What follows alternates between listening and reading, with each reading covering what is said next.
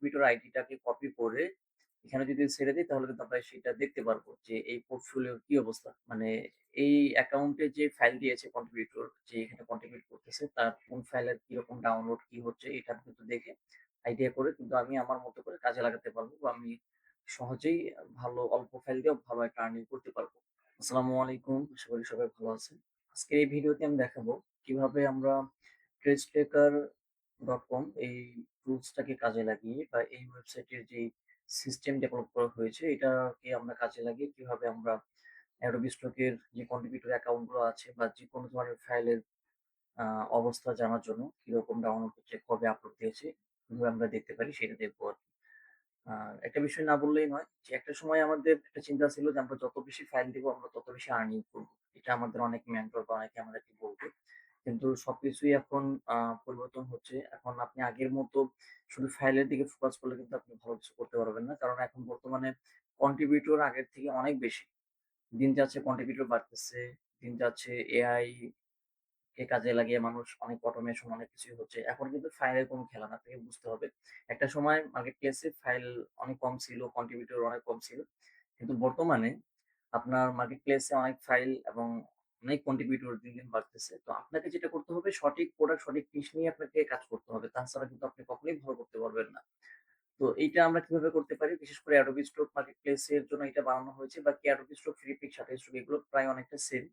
আ তো আমরা এটা সরাসরি আমরা একটু দেখি যে এটা আসলে কিভাবে কাজ করে।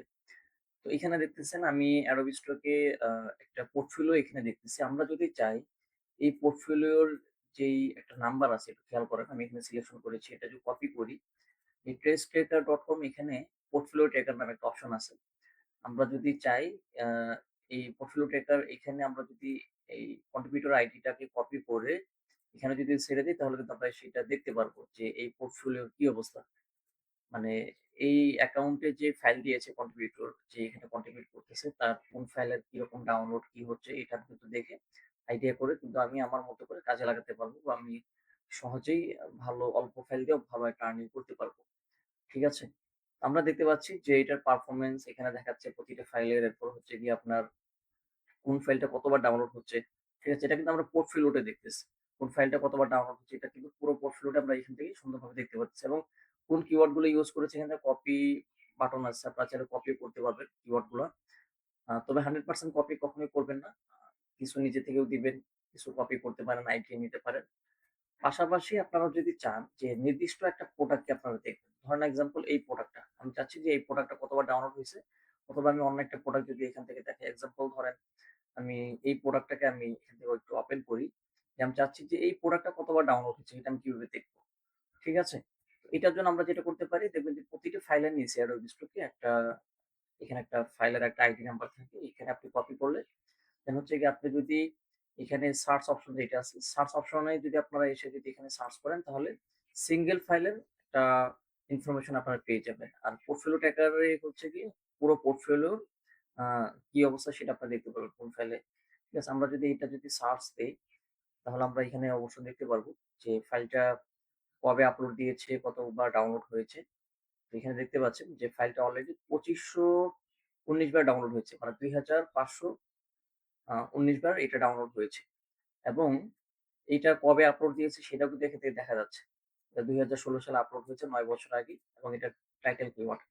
তো এই জিনিসটা আমাদের জন্য কেন ইম্পোর্টেন্ট? আমি যদি বলি আ আরেকটা বিষয় একটু দেখাই যে এখানে ফাইন্ড সিমিলার ইমেজ। এখানে আপনি শুধু এই একটা ফাইল যে শুধুমাত্র দেখবেন তা না। আপনি চাইলে ফাইন্ড সিমিলার ইমেজ এ যদি ক্লিক করেন তাহলে আপনি আরো বেশ কিছু বিষয় আপনি অবশ্যই পেয়ে যাবেন। সেগুলোকেও আপনি রিসার্চ করে কাজে লাগিয়ে আপনি আপনার কন্ট্রিবিউটর এর জার্নি বা আপনি যে ভালো কিছু করতে যাচ্ছেন সেটার জন্য আপনাকে অনেক বেশি হেল্প করবে এবং খুবই শর্টকাটে সহজে আপনি এগিয়ে যেতে পারবেন। ঠিক আছে? একটা হলো একটা সিঙ্গেল ফাইল দেখা, একটা হলো ফাইন্ড সিমিলার ইমেজ। ঠিক আছে? সেটাও কিন্তু ইম্পোর্টেন্ট। যে আমি যে শুধু একটা সিঙ্গেল একটা ফাইলের উপর ভিত্তি করে আমি একটা নিয়ে লেগে যাবো তা না। ফাইন্ড সিমিলার ইমেজ অন্যান্য ইমেজগুলো সিমিলার যত ইমেজ আছে সেগুলোর কি অবস্থা? সেগুলো থেকে কিরকম আউটপুট আসতেছে? এই বিষয়গুলো ইম্পোর্টেন্ট। তো ট্রেস টেকার যাদের লাগবে অবশ্যই আপনারা ইনবক্সে নক করবেন। হোয়াটসঅ্যাপ নাম্বার দেওয়া থাকবে অথবা আমাদের ওয়েবসাইটের লিংক আছে selldow.com। আপনারা যদি selldow.com এ যদি এসে যদি সার্চ করেন তাহলে যেকোনো ধরনের সাবস্ক্রিপশন এবং আপনারা চাইলে যেকোনো ধরনের অ্যাকাউন্ট আপনারা ডিল করতে পারবেন সেলদাও.com এ। আপনারা অবশ্য লিংক পেয়ে যাবেন ডেসক্রিপশনে। আসসালামু আলাইকুম।